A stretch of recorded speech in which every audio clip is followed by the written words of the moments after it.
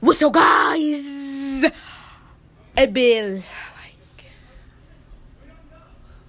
like some months since I made a reaction and a vlog. I'm sorry, I've been a lot today. I've been to school, focusing my work, school, man.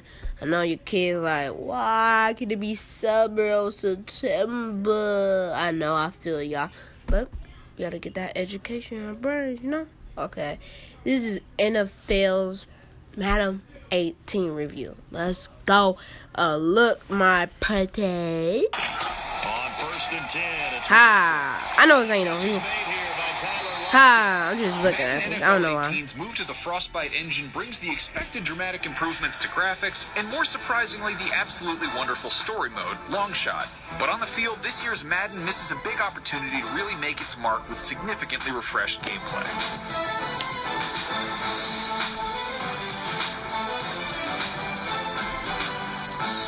The graphics in Madden NFL 18 are fascinating. Lighting effects, realistic body types, and stadium and uniform detail are all majorly improved over last year's game. Just look at the Falcons' brand new Mercedes-Benz Stadium and the pop from the Seahawks' lime green and the Buccaneers' orange. The detail is stunning and apparent. On the more tangible side, player animations look more fluid thanks to enhanced movement and interaction. Look at the one-on-one interactions from line play, secondary coverage, and tackling. They're great, but while it's nice to see improvement, it doesn't feel much different to play than last year's version, and the subtle changes are mostly underwhelming. The most obvious addition is the new target passing mechanic, which allows you to lead your pass catcher.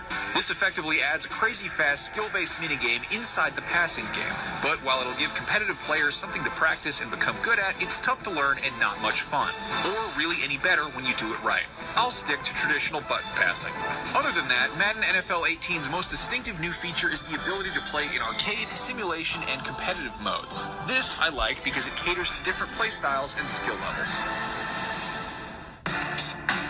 The unexpected highlight of Madden NFL 18 is that EA Sports finally breathes life into the single-player side with the introduction of Long Shot mode, a fantastic story-based experience using a strong cast of motion-captured actors and a well-written script full of important-feeling choices.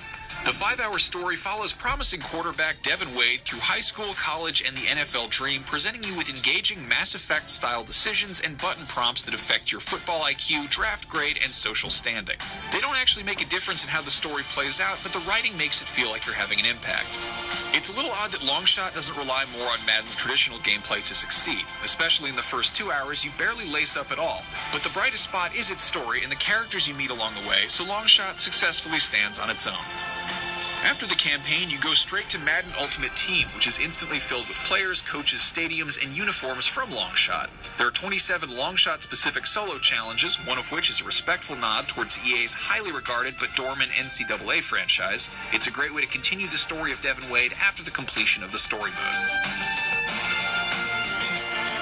It's great. The franchise, my favorite mode was virtually untouched this year. As a consolation prize, though, we get Madden Ultimate Team Squads, which is the latest addition to the built-in collectible card game.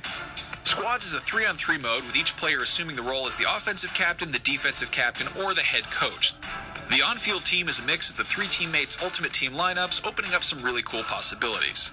Communication and real-life team building are key, and when playing with similarly skilled players, it's a good time. I've gotten matched into some bad teams, though, and those aren't much fun. The standard camera angle in MUT Squads is zoomed out pretty far, giving it a different feel than normal Madden. Controlling the smaller-looking players takes a minute to get used to, but once I got the hang of it, I appreciated the wide-open space and seeing my teammates run with me. I used the camera view to break this long touchdown with Barry Sanders, something you couldn't do as strategically with the default camera. Oh, I'm sorry. The shift to the Frostbite engine definitely lets Madden NFL 18 look fantastic, and Long Shot makes great use of that to tell a short but powerful against-all-odds story.